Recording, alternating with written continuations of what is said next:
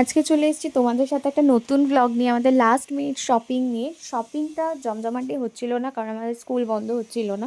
Finally school বন্ধ হয়ে আমরা দুজনেই বেরিয়ে গেলাম।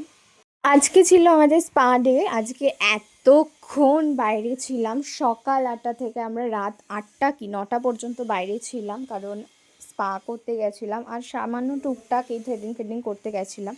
এত লেট হয়েছিল, আমাদের 2 ঘন্টা বসিয়ে রেখেছিল। আমাকে তো 2 ঘন্টা বসিয়েছিল, আমার বোনকে তো 3 ঘন্টার ওপরে বসিয়ে রেখেছিল।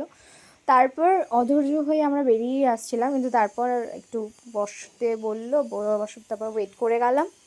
অ্যান্ড ফাইনালি আমরা বেরিয়ে আসলাম। এত খিদে পেয়েছিল যে সামান্য একটা কিছু খাবারও পাচ্ছিলাম না, আশেপাশে তেমন কিছু ছিল না।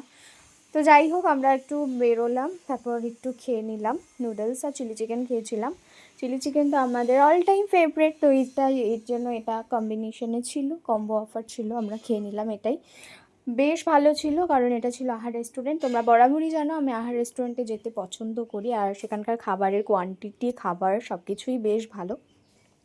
এনিওয়েজ, আজকের ব্লগটা কেমন লাগলো প্লিজ তোমরা জানিও, সাবস্ক্রাইব করে রেখো।